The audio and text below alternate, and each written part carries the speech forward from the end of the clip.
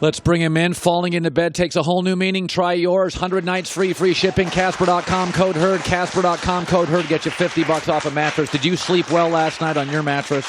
I did. I slept very well. Yeah, I actually did, but I really felt very early on in that game last night, Chris, like Golden State came out and played. It's almost like the officials did the Warriors a couple of breaks. They did them a break in the moment with that call in game one, reversing. Yes. And then they also did them a favor because they're like, hey, heads up, Cleveland can battle with you. And I thought the first 8 minutes of that game last night is as hard as the Warriors have played defense in a long time. Do you think going back to Cleveland, Chris, okay, bad moment, flush it, move on. Do you think it's the time they need to kind of reboot upstairs? Yeah, if it's going to happen, obviously it's going to happen in Cleveland for Game 3. You know, I think, look, they know they're undermanned. LeBron knows, man, I'm going against a juggernaut. Right. You know, it's the cliche. I'm in a battle with a water pistol, you know? Right. And that's why Game 1 was so deflating, because you have to play perfect. You have no room for error against Golden State. And you pretty much do play perfectly for the first 48 minutes. I thought Cleveland played as good, and I'm not kidding, in any playoff game this year. I thought they did. Now, they gave up some easy baskets, but it's the Warriors. Yeah, they weren't perfect, but they played about as well as they could play. In the first half, I thought that was the best half of basketball, period, they had played in 2 months. Yep. And they don't get the win. So now you're like, you know, you just like, now we got to do it for another 5 minutes. And I think they were just totally deflated. And it probably spilled over into Game 2. I thought Game 2 was just very anticlimactic because there was no lead changes. No. That's Chris. It was just, it didn't have juice. No. It felt like Game 3 of the Toronto LeBron series. Yeah. Like it was just that's like a good comparison. There was no juice to it at all.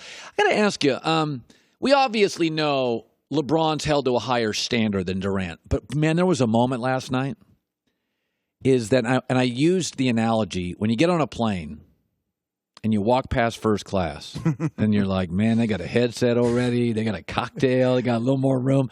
There's always that little bit of envy. Oh, yeah. I've had a lot of envy in my life walking past first class.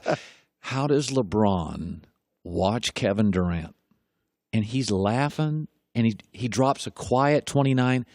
Don't you think sometimes, Chris, that this series in a weird way is kind of hey, LeBron, you could have this much fun. LeBron doesn't look like he's having fun. No, he doesn't, because he's got such a burden on him. You know what makes it worse, too, is that I don't know that LeBron feels this way, but I think it's a fact. He created it. Yeah. Like Durant is not in Golden State if LeBron doesn't go to Miami.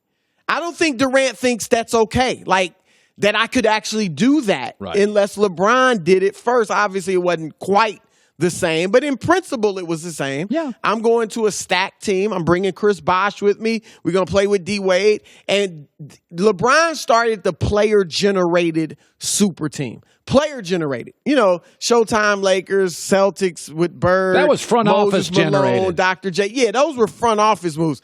LeBron was the first to get players to do it. Right. And now, ironically, that's come back to haunt him. Because I don't think Durant is in Golden State if LeBron doesn't make the move. And Durant went to a better super team, a better one. So everything, LeBron said what? Not 1, not 2, not 3. How many does Durant has a better chance of getting 3, 4, 5 with this team than LeBron had with Miami? Listen, generally, my belief system on dynasties, they always end sooner than we think. It's usually ego, salary caps. Lakers have to make a choice. The only thing, because I don't see the egos with this team. What I see is injuries. Steph, here's what I see, Chris. They could be on their 5th finals. That is a lot of extra games. That is a lot of extra body fatigue. That is a lot of extra punishment as you age as a player, 27, 28, 29, 30. But if Steph doesn't get hurt, now I think Durant's not a guy I consider injury prone. Steph's a little injury prone. But if Steph stays healthy, this is what Adam Silver didn't want. It's not just that they're winning, Chris. It looks like a hot knife through butter. Yeah. It's the mental challenge. And I talked to people in Golden State this year. It was tough to get because they've won 3 or 2, and now the regular season is meaningless. So for them to get through that regular season was tough. You saw that's why Steve Kerr, hey, Andre Iguodala, you want to coach today? You guys call some plays. Next year, think about what it'll be like. When they've won it this year, how do they get through that season? Jordan, we all think he's the GOAT. He had to take a break. He took a break. 3, man, I'm exhausted. Imagine, and he didn't live in the social media era. I always said this about Jordan. Michael Jordan said, I got nothing to prove. I'm exhausted. And he took a year and a half off. Then he came back and re-energized. People think I'm crazy when I say this. This is going to be LeBron's 8th straight trip to the finals. That's 20 extra games. That is almost like a double an NBA season of games in the playoffs. Yeah, it's incredible, and that's why it's such a great feat for LeBron to get there 8 times. But I'll say this. It may even be harder when you keep winning. Like, he hasn't won, obviously, in all those 8 trips to the finals. Like the Showtime Lakers, Magic got to 9 finals in 12 years, but didn't win. He lost 4. Yeah. So you're driven every year or two when you don't win it, you're driven to get back. Golden State keeps winning. Easily. Jordan kept winning. So it was like, I just need to get away, and so that's what this Warriors team is going to battle. We not only keep getting back, but we keep winning. What's the challenge for us? I hope they stay together, though, because this is something special that we're watching. I think Curry right now is my MVP. What say you? I agree. And I think, look, the notion that Steph Curry does not show up in the finals is ridiculous. It's over now. It's over now. But even it never should have existed. Look, I've said since that night when Andre Iguodala was voted MVP, and all due respect to Iguodala, Steph should have been the MVP. Yeah. Steph averaged 27 points in that series on 44% shooting. He averaged 23 in the regular season. So he actually scored more in the finals than he did in the regular season. Then last year, he almost averages a triple-double. 27 points, 9 assists, 8 rebounds. A 6'3", slight 6'3" point guard does that, and we got this feeling that he doesn't get it done in the playoffs? Like, I don't get that at all. So hopefully he does win it this year so he can get that monkey off of his back. You've always said LeBron's going back to Cleveland. I want to play that video that has surfaced this morning about LeBron in the huddle after Game 1 as they were heading into overtime. There's so much anguish and so much frustration. Man, Chris, I look at this video. I know he doesn't like the owner. I know he doesn't love the rookie GM. I know he's frustrated with J.R. Smith. I mean, you look at that video, Chris, that doesn't look like staying in Cleveland to me. No, and I don't, like I said, I think he should go to Philadelphia. I think if he stays in Cleveland, it's not about winning. It's about my family loves it here. My wife loves it here. Maybe, I don't know if he wants his kids to go to his alma mater in high school. But if he wants to win, if winning is his number one goal. Isn't it? I would think. But I think if he comes to the Lakers, though, winning is not the absolute number one thing. I think it's a priority, obviously, but it's more, I want to set myself up for life after basketball. My businesses are out here. It's L.A. There's all types of doors that can be open. Magic could even open up some doors, Magic Johnson. And, yeah, we'll be really good. Me and Paul George and these young guys, we'll have a chance. But I don't think you can say winning that's definitely what it's all about if you go to L.A. If he does, if you want that, I think it's Philly or Houston. Yeah, I don't think you can stay in Cleveland if winning is number one. God, no. We talked about it before. Boston, Philadelphia. By the way, maybe Milwaukee would be ahead of them. Look at this.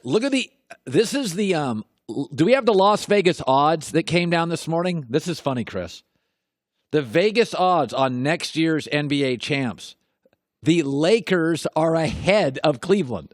So the team with LeBron has less of a chance than the team that is recruiting LeBron. What does that tell you? That tells me they're trying to protect themselves with these odds. I don't know why they have Miami up there. They obviously think there's a chance he goes back. Well, that's the only way. But come on. That's just Vegas. He's not going back to the Heat. No. You know, it is interesting. I've always given the Lakers an edge. I've always said it's kind of 51-49 Cleveland Lakers. So you don't think anybody else is in there? I got to be honest with you. I hate to give you this kind of credit. You've really got me on this Philadelphia thing. You've really done it. You're like Whitlock. You start beating me over the head with something, and I drive home, and I drive to work, and I drive home, and I'm looking around this, and I'm thinking, nobody said this.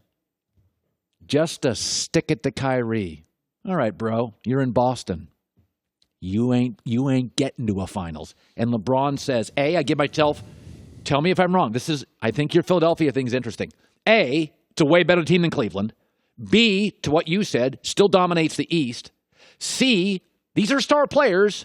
They would be hard. Yeah. Okay. And D, kind of sticking it to the guy who bailed on him. Yeah. And another thing is, with that front office situation, maybe you're in position to have more control there, right? So, look, to me, it's a no-brainer. I've told you, I've been told he wants to play off the ball, or he's willing to. And you were on this a month and a half ago. Don't kid yourself. Kyrie Irving divorced him. Public divorce. Humiliated LeBron. Leaked stuff to the press. You don't think LeBron would go to Philadelphia and say, all right, bro, you're not getting to one for the next 4 years? He could. I could see that. And look, for all you think about this season, and look, LeBron's been great, but he hadn't caught any breaks. Right. For the most part. You know, game one, puts on a show for the ages, doesn't catch a break. He has caught one break this year. What? That Kyrie didn't play in that Eastern Conference Finals. Yeah. Because, one, Boston probably wins. Yes. And because if Kyrie hadn't been hurt. See, now if Kyrie gets Boston to the finals next year, LeBron's in the West or whatever, Kyrie's not going to get all the credit. Because you see how good they are even without him. How good Brad Stevens is. If Kyrie had never gotten hurt this year and they beat Cleveland in the Eastern Conference Finals, Kyrie would have gotten all the credit. Oh, no. And it would have been like he left LeBron and beat LeBron. Kyrie won the divorce. Oh, my God. He upgraded. I'm telling you, that Philadelphia thing you keep beating me over the head with. You see it now. No, seriously. I've been thinking. It makes all the sense in the world. And then I thought about this a couple days ago. I'm like, it would also, the fourth point is, okay, you humiliated me, bro. Because I tell you something, if I get LeBron, Simmons, and Embiid, good luck, Boston. Well, let me say this good about luck, Boston. There's been talk about will they make any moves in the offseason. What Danny Ainge needs to do is sit down with Kyrie Irving and have a long conversation. That's right. And say, look, you can opt out after next year. We want to keep you long term. We want to build around you. But are you staying? Are you committed to being here in Boston? And see if you can lock him up long term. If not, then you could try to play it out. But I don't know. Danny he's a risk. I don't know that he'd play out the season, see if we can win it, and convince you to stay. He might have to look at that's moving not if Danny that's the Ainge's case. history. No. Chris Broussard, good stuff. Hi, everybody. Thanks for watching. Subscribe here to get the latest from the show.